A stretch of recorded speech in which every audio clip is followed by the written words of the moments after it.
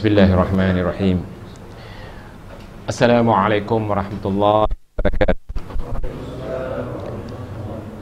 Innal hamdalillah nahmaduhu wa nasta'inuhu wa nastaghfiruh wa na'udzu billahi min shururi anfusina wa min sayyiati a'malina. May yahdihillahu fala mudilla lahu wa may yudlil fala hadiya lahu. Wa ashhadu an la ilaha illallah wahdahu la syarika lahu wa ashhadu anna Muhammadan abduhu wa rasuluh. Ya ayyuhalladzina amanu taqullaha haqqa tuqatih wa la tamutunna illa wa antum muslimun. Ya ayyuhan nasu ittaqu rabbakumul ladzi khalaqakum min nafsin wahidah wa khalaqa minha zawjaha wa batha minhuma rijalan katsiran wa nisaa. واتقوا الله الذي تساءلون به والأرحام إن الله كان عليكم رقيبا. يا أيها الذين آمنوا اتقوا الله وقولوا قولا سديدا يصلح لكم أعمالكم ويغفر لكم ذنوبكم ومن يطع الله ورسوله فقد فاز فوزا عظيما. أما بعد فإن أصدق الحديث كتاب الله عز وجل وأحسن الهدي هدي محمد صلى الله عليه وسلم وشر الأمور محدثاتها فإن كل محدثة بدعة وكل بدعة ضلالة وكل ضلالة في النار. أيها الأحبة, sidang jamaah rahmati Allah Subhanahu wa taala. Oleh kerana kita sudah mendekati hari kurban atau Aidil Adha, insya-Allah pada malam ni kita akan mengupas kutip buku kecil Korban wajib atau sunnah dan akikah, hukum dan dalil-dalilnya. Kita langkah dulu terus ke halaman 94 tentang akikah. Kerana masih ramai masyarakat kita yang masih keliru menyangka bahawa akikah sama seperti korban. Sebenarnya kalau kita lihat dalam hadis yang sahih, akikah hanya dilakukan pada hari ketujuh dari kelahiran bayi, hari ketujuh. Nanti kita boleh lihat sebagaimana dijelaskan oleh Syekh Al-Albani. Adapun setelah hari ketujuh, selepas hari ketujuh, tidak ada hadis-hadis yang sahih yang menunjukkan adanya akikah. Walaupun ada sebahagian ulama kita mengatakan boleh berakikah, mengambil hadis al-ghulamu atau as-sabiyu murtahinun bi'aqiqatihi.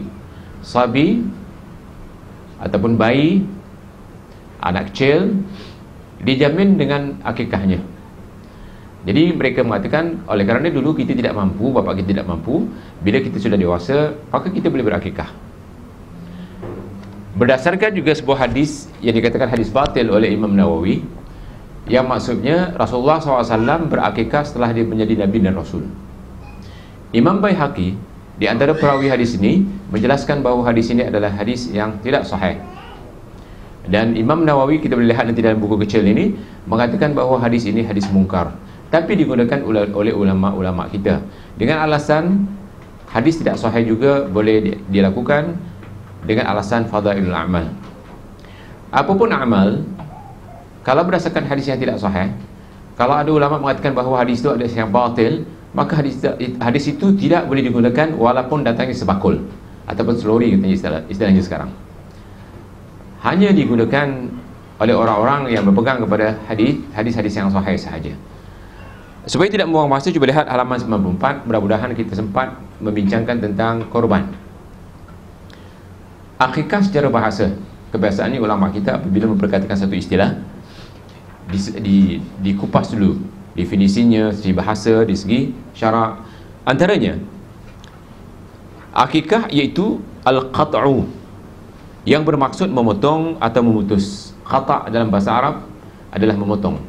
Al-qat'u, seperti dalam hadis, idza matal insanu inqata'a amaluhu kullu. Inqata' yang diputus.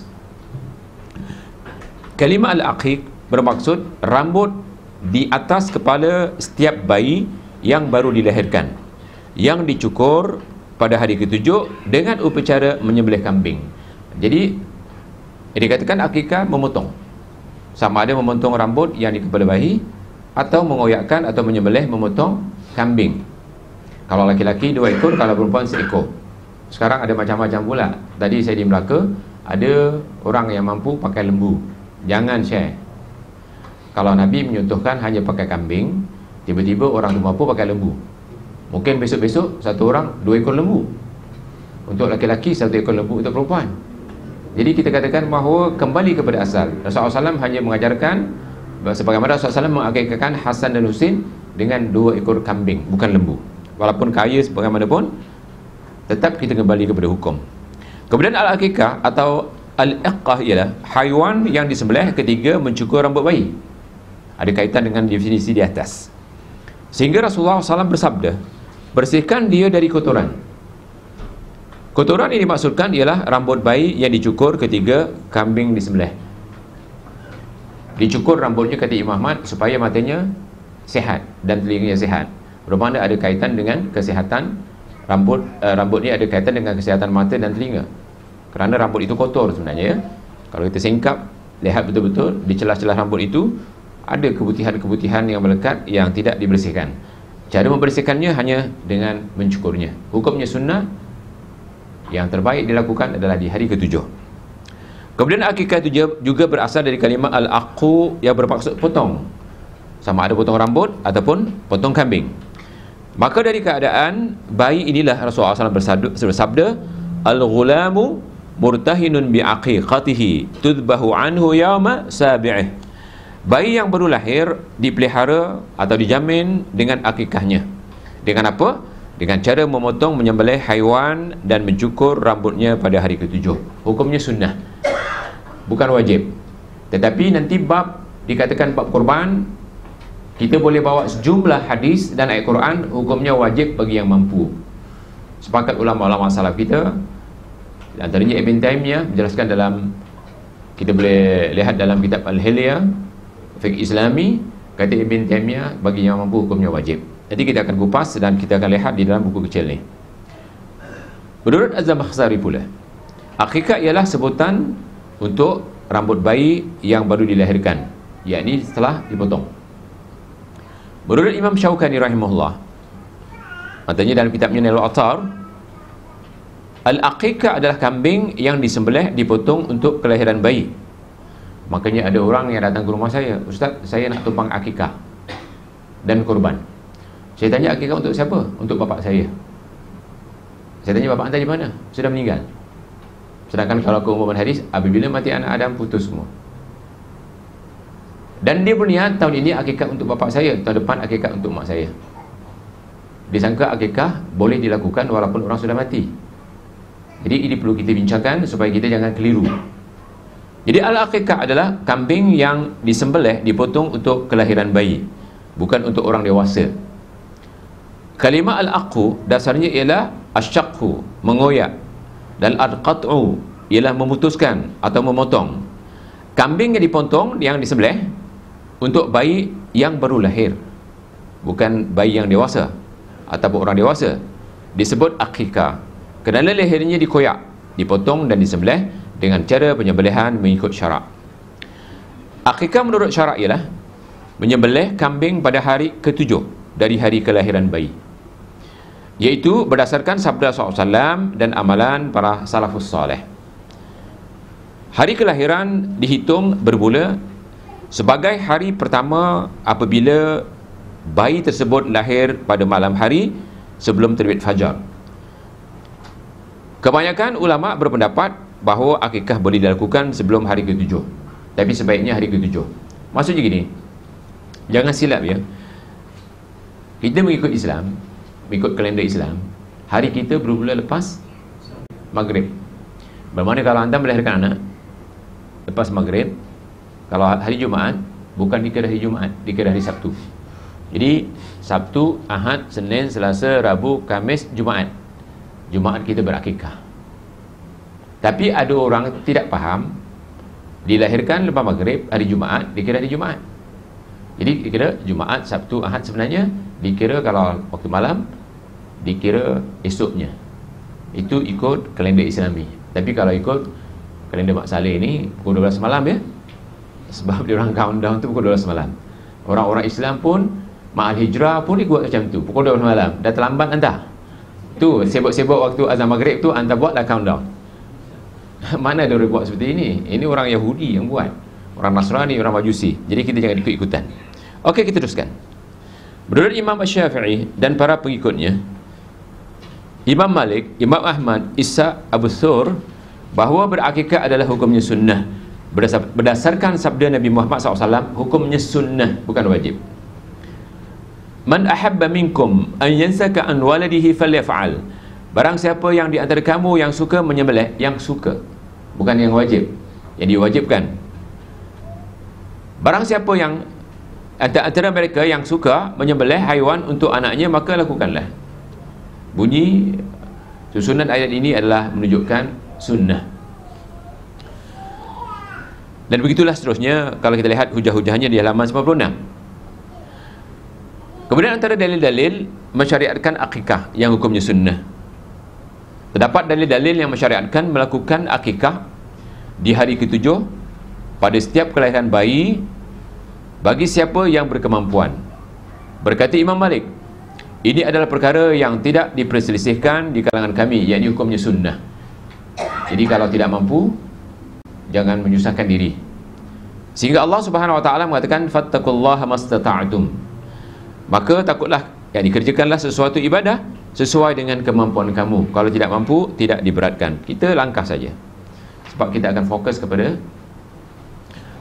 korban nanti. Cuma sebelum saya teruskan, kita sering lihat dia di kain rintang, iklan-iklan korban, mesti korban akikah. Biasanya macam tu di surat khabar, di majalah. Kenapa ustaz-ustaz kita tidak mahu menjelaskan bahawa akikah hanya boleh dilakukan di hari ke-7? Adapun hari-hari selepas hari ke-7 seperti 14, 21, sebagaimana dijelaskan oleh imam-imam hadis, hadisnya adalah hadis-hadis lemah belaka. Kemudian kalau kita lihat halaman 98, saya baca hujah-hujahnya, ini yang paling penting. Dari Sulaiman bin Amr Ad-Dabbi radhiyallahu anhu, ia berkata bahawa Rasulullah SAW bersabda, diiringi olehmu bersama kelahiran dengan melaksanakan akikah, alirkanlah olehmu darah, iaitu sembelihan kambing akikah. Ketiga, kelahiran bayi, dan singkirkanlah darinya bahaya. Jadi di antara yang boleh mengelakkan bahaya kepada anak kecil ni atau bayi ni adalah dengan berakikah. Dan dalam sebuah hadis, kambing yang jadi akikah ni akan dibangkitkan sebagai satu tunggangan besok di akhirat, dan akan didatangkan dengan bulu-bulunya, dengan tanduk-tanduknya, dengan kukunya. Subhanallah, ini besar pahalanya, kerana ada sebuah hadis mengatakan bahawa dihitung pahalanya mengikut bulu-bulu kambing tersebut, sebagaimana daging ataupun binatang korban. Jadi besar pahalanya bagi yang mampu. Ialah kalau dulu bapaknya tak mampu, mungkin datuknya mampu, datuknya buat, sebagaimana Rasulullah SAW buat untuk cucunya, insya-Allah.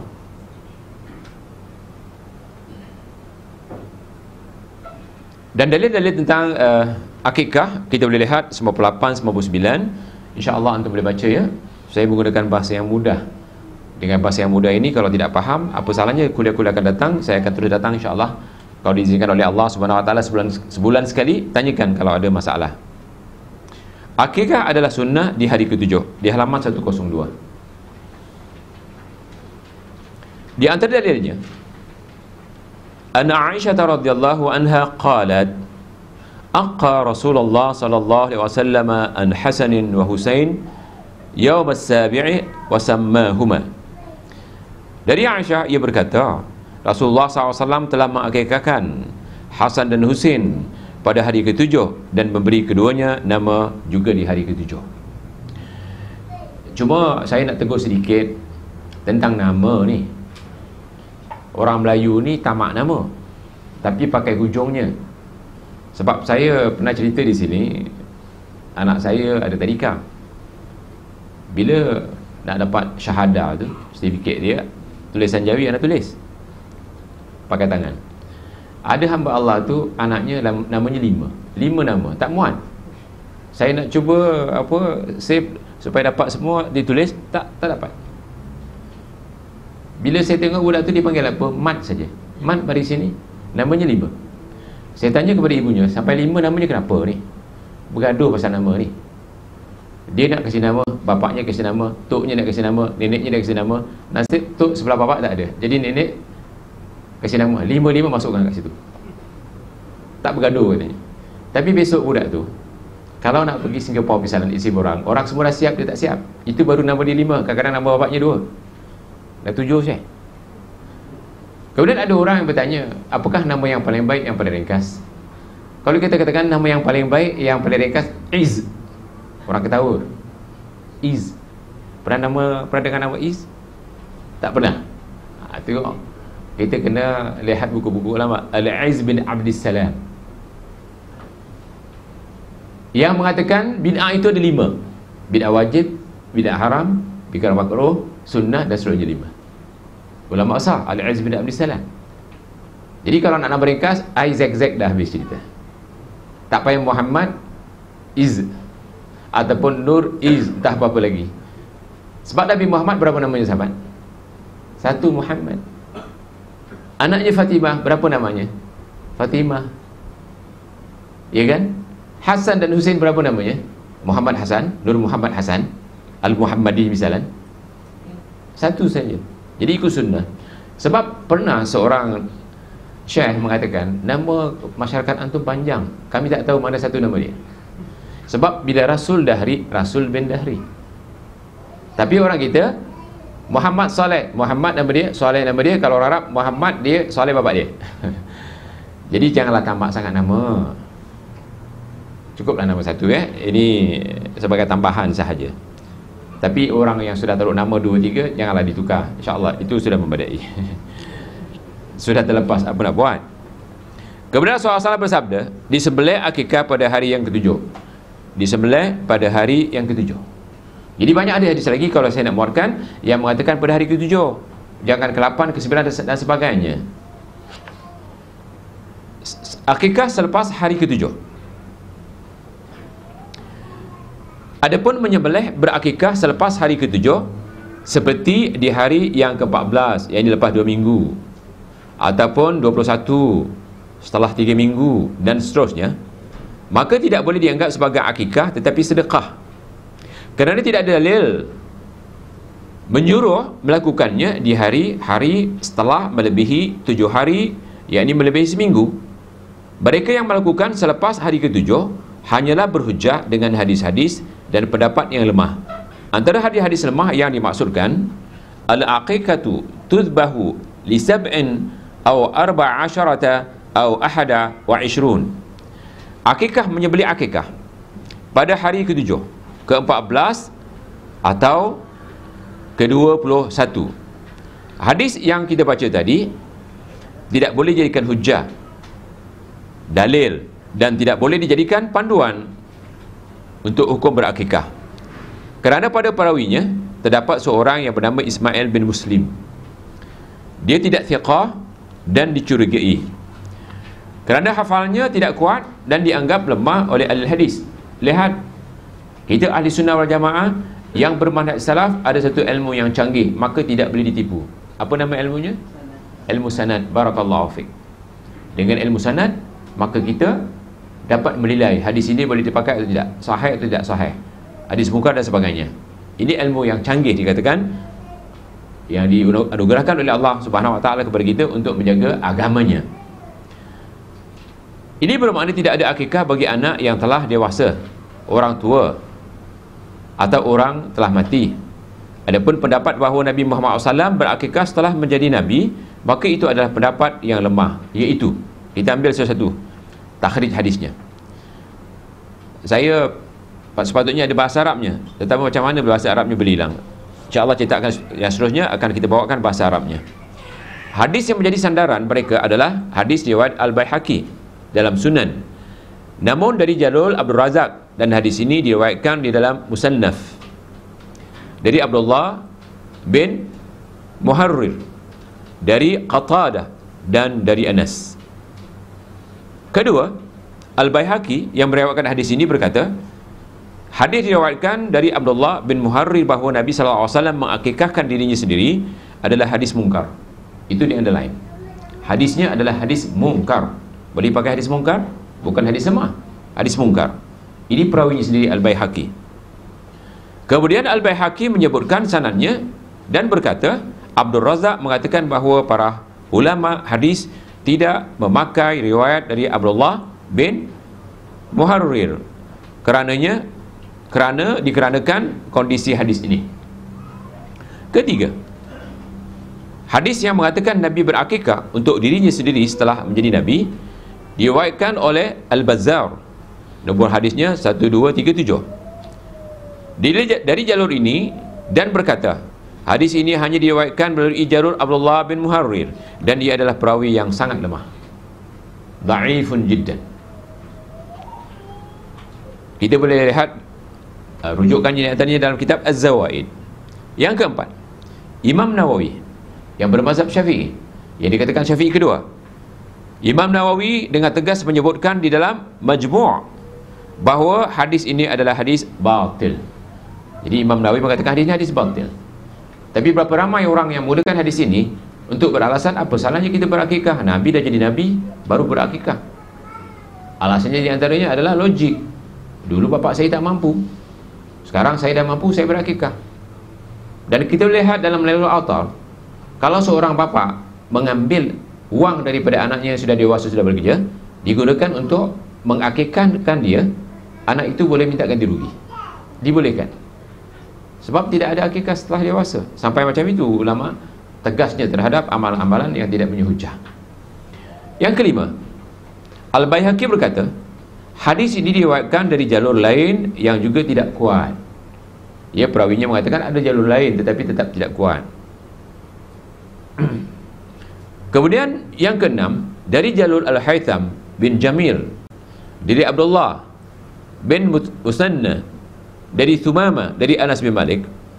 Abdullah bin Musanna memang dipakai oleh Al-Bukhari, akan tetapi hafalannya, terutama bila dia tua, tidak kuat sebagaimana yang disebutkan oleh Hafiz Ibn Hajar Al-Asqalani yang mensyarahkan hadis Bukhari.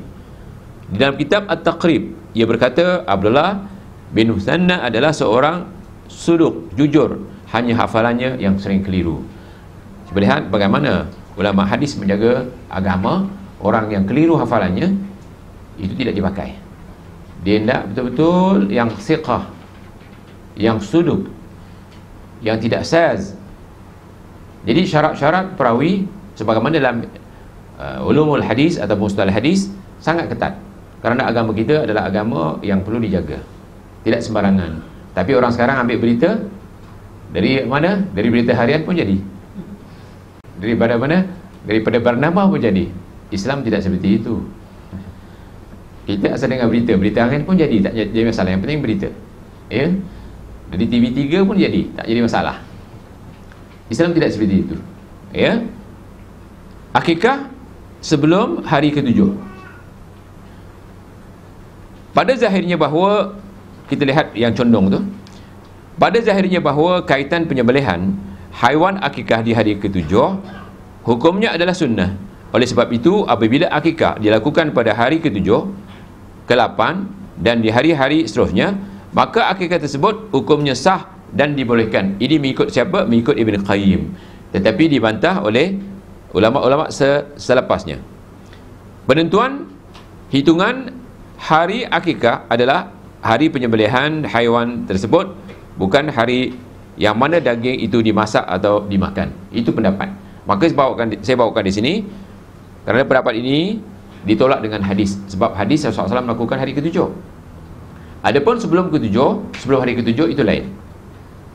Yang tak ada khilaf, kita boleh khatankan dia, sunatkan dia sebelum hari ke-7. Dan Imam Syafi'i dalam kitabnya Al-Um, jangan sampai 9 atau 11 tahun umurnya, sebab takut menyerupai Yahudi. Jadi kalau ada anak besok, hari pertama, kedua, ketiga, anak saya tu Tarik namanya, dilahirkan di mana? Di hospital. Di mana? Di Mekah.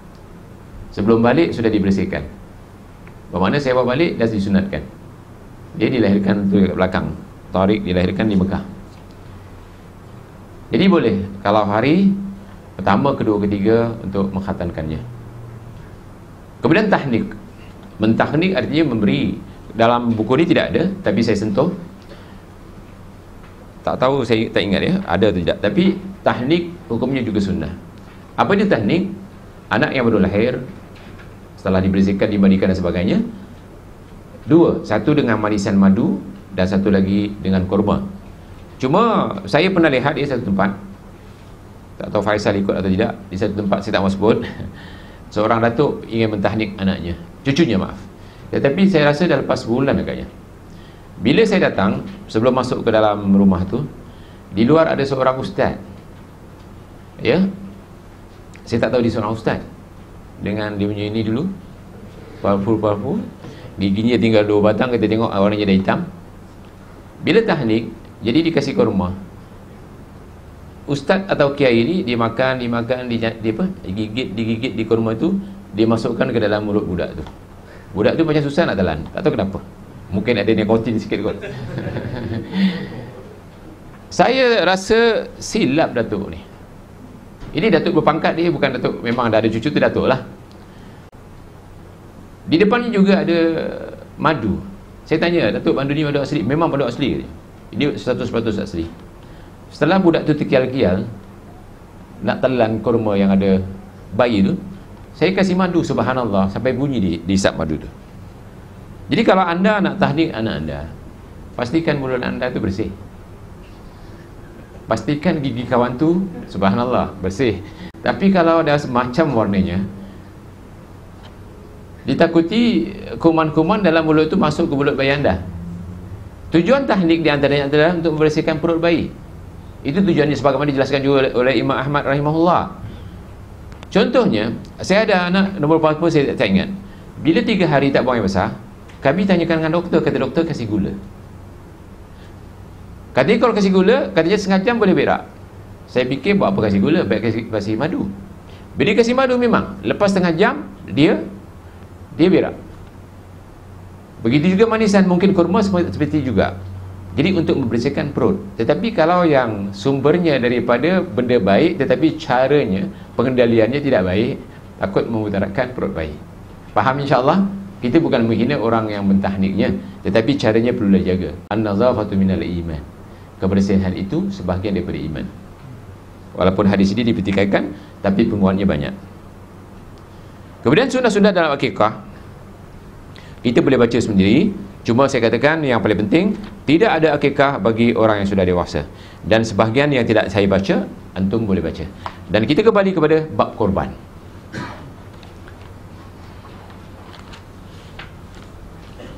Ada pertanyaan tentang akikah supaya tak terganggu nanti? Ya sahabat. Waalaikumsalam warahmatullahi wabarakatuh. Iya. Albani mengatakan bahawa hadis ini tidak sahih. Walaupun dalam kitab Tarbiyatul Aulad dia mengatakan hadis ini sahih, tetapi sebenarnya hadis itu tidak sahih. Maaf, dalam Tarbiyatul Aulad dimuatkan hadis ini, tetapi tidak ditakhrij secara sempurna. Dalam satu buku Tarbiyatul Aulad 2 jilid. Buku ini bahasa Arab dan sudah diterjemahkan ke dalam bahasa Melayu. Jadi yang sahih tidak ada. Tidak ada azan bagi laki-laki, qamat bagi perempuan. Saya tak tahu qamat bagi perempuan pun saya tak jumpa hadisnya. Ya, walaupun alasan dalam hadis ini mengatakan supaya yang pertama sekali dengar adalah kalimah Allah. Tapi kalau tak ada hadisnya, maka kita tinggalkan lebih baik. Itu jawapan saya. Ada yang lain? Ya sahabat.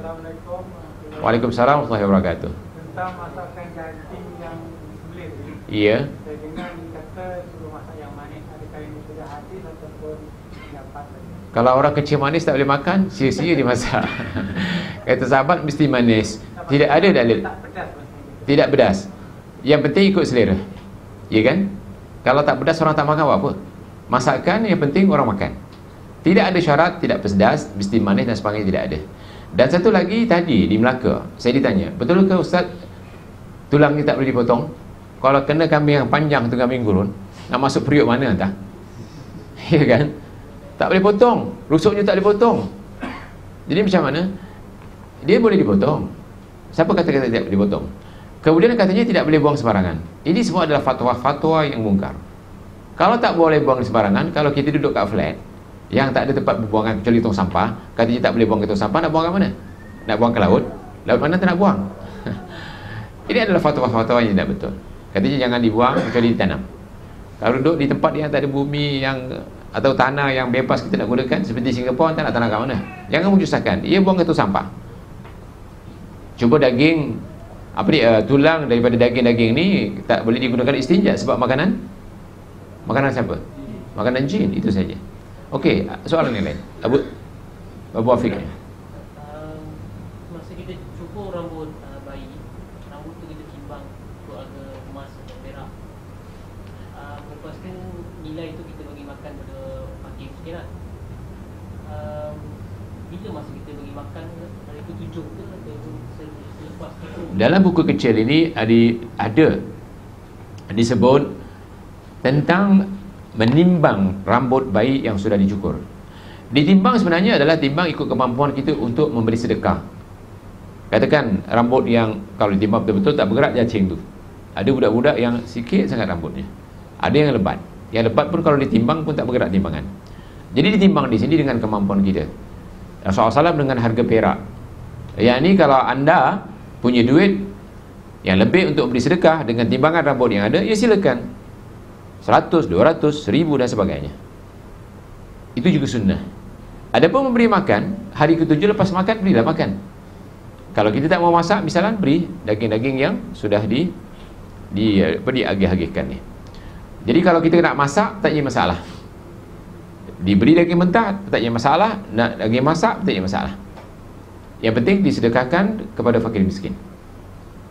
Dan tak salah diberi juga kepada orang kaya sebagai hibbah. Jadi itulah daging akikah, sama seperti daging kurban. Binatang yang digunakan untuk akikah juga sama seperti binatang untuk berkurban. Tidak boleh cacat, tidak boleh sakit, tidak boleh terlalu kurus, tidak boleh terlalu tua. Carilah daging. Allahu jamil yuhibbul jamal. Allah itu cantik, disukai yang cantik-cantik. Jadi binatang yang kita nak jadikan akikah, cari yang terbaik. Untuk anak laki-laki berapa ekor? 2 ekor. Untuk anak perempuan 1 ekor. Saya minta jangan diubah. Kalau tadi di Melaka mengatakan ada orang pakai lembu, malah tadi Ustaz Mehat pun bertanya, ada di kampungnya akikah bukan hari ke-7, kebetulan dia nak nikahkan anaknya. Jadi dia akikah dengan 2 ekor lembu sebab anak laki-laki. Kemudian digunakan untuk keduri. Itu salah. Keduri sekarang bukan percuma makan keduri, hendak-hendak di Melaka. Sebab itu ditulis betul kan? Bermakna anda buat keduri sekarang sama seperti satu bisnes, dikomersialiskan. Jadi kalau anda menggunakan daging akikah untuk keduri kahwin kebanaknya banyak kesilapan-kesilapannya. Saya tahu ada orang mengatakan saya nak berhutang dulu Ustaz keduri kahwin, nanti lepas tu mesti dapat income yang bagus. Kalau itu niat anda, sudah diancam dalam Al-Quran, wala tamnun tastakthir. Jangan kamu kasih sedikit mengharapkan dapat yang banyak. Itulah di antara keduri kahwin. Sedangkan kita fa'ita'amut ta'am, tujuan kita adakan akikah, korban, supaya orang miskin dapat makan. Tetapi kalau anda nak dijadikan keuntungan, juga Allah Subhanahu wa taala firman, wala ta'kulu amwalakum bainakum bil batil. Jangan kamu makan wang di antara kamu dengan cara batil. Itu cara batil, cara ghush. Dan kata Nabi, man ghashana falaysa minna. Siapa yang ghush dalam urusan seperti ini, maka bukan dari golongan kami. Jadi kalau nak gunakan akikah lah, jangan gunakan untuk keduri. Keduri apa? Keduri kahwin. Ini berlaku. Ya? Ada soalan yang lain? Ya, teruskan sahabat. Waalaikumsalam warahmatullahi wabarakatuh. Apa khabar anda? Ada soalan saya. Iya. Adakah hadis mengatakan apabila kita berakikah, tuan rumah tak boleh makan daging? Siapa suruh tak makan? Makan. Bagaimana kita akikah sampai dia ekor kambing, anak kita tengok, tiba-tiba mesti sudah terbayang di kepala anak-anak kita, isteri kita, malam ni kita makan daging. Tiba-tiba tak dapat rasa sikit pun. Ini kerja tidak betul. Disuruh makan, kemudian disuruh disedekahkan. Kalau ada lebih boleh disimpan. Sama seperti daging korban, tak ada masalah. Boleh dimakan, boleh disedekahkan, dan kalau tak ada yang menerima, boleh disimpan. Boleh disimpan. Itu daging akikah. Alhamdulillah tuan-tuan ya, sahabat-sahabat yang saya kasihi, di Singapura sejak kita kuliahkan akikah, korban, Hampir kebanyakan sahabat-sahabat kita bila ada anak akikah.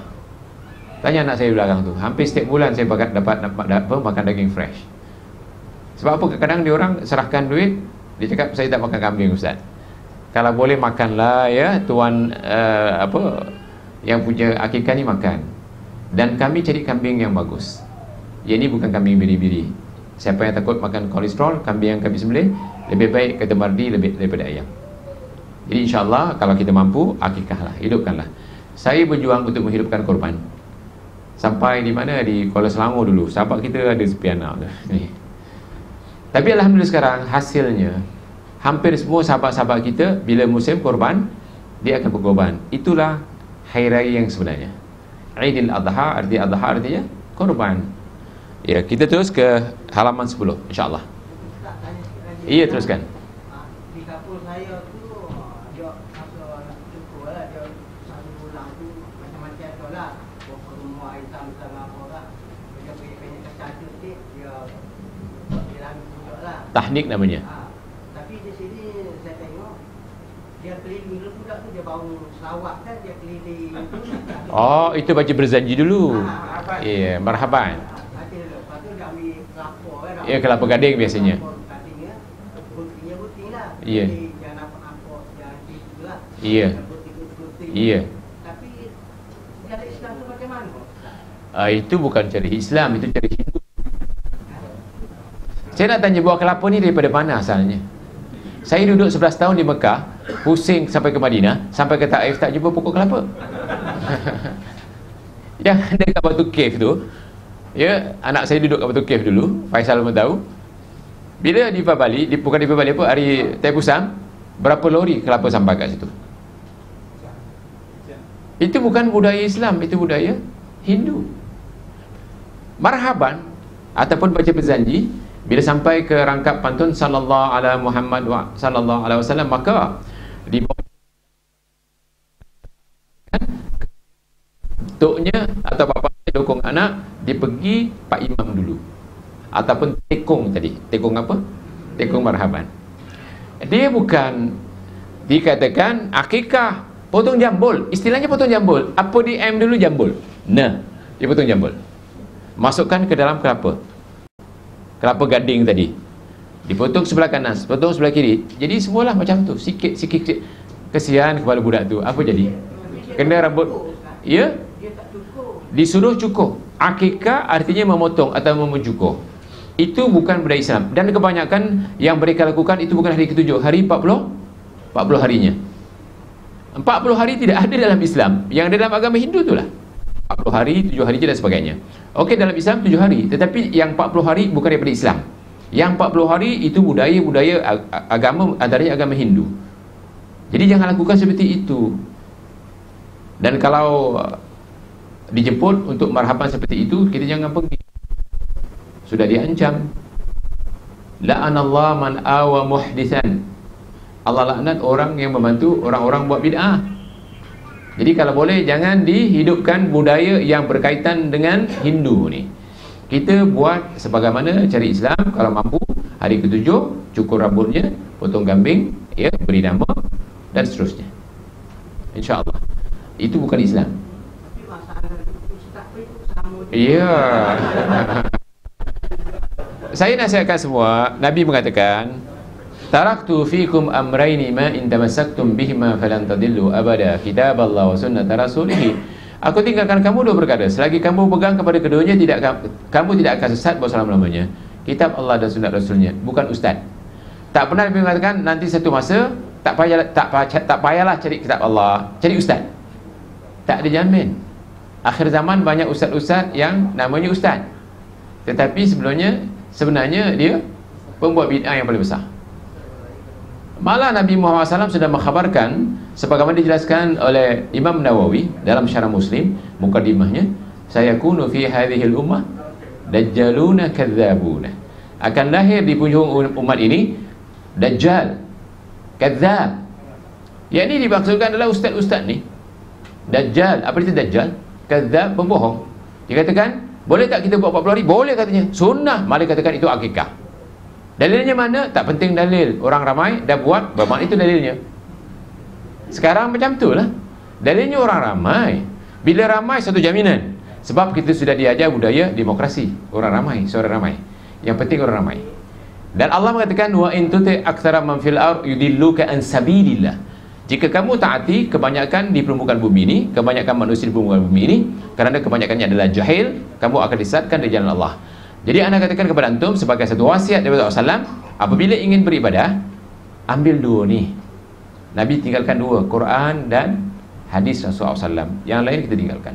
Berjaga-jagalah antum, kerana talbisu iblis, makruh syaitan ada di mana-mana. Di masjid paling banyak. Di masjid paling banyak.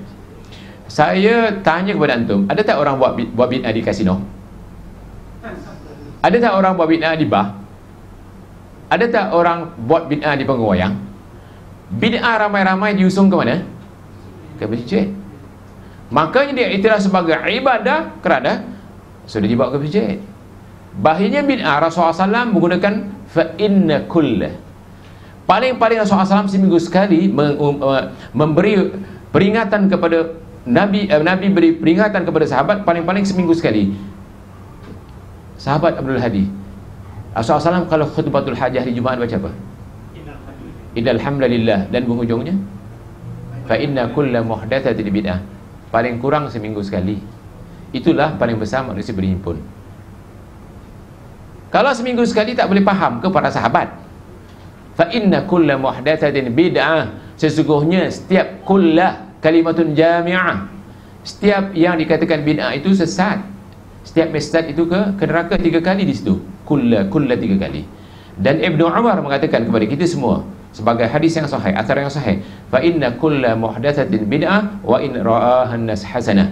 Setiap yang diada-adakan itu bid'ah, walaupun semua manusia mengatakan bagus. Jadi tuan-tuan, jangan lakukan bid'ah. Sebab bid'ah, kata Imam Ibn Taymiyah, ilmu itu 5 tingkatan. Yang keempat, penyakit ilmu adalah bid'ah. Jadi jangan bawa penyakit dalam amalan kita. Kalau penyakit apa ini ditakuti, tidak diterima oleh Allah Subhanahu wa taala, keumuman hadis, aballah ayaqbala amala sahib bid'atin hatta yada'a bid'atahu aw bid'ataha. Hadis ini disahihkan oleh Al-Albani. Allah enggan menerima amalan yang berbau dengan bid'ah sehinggalah bid'ah itu dibuang.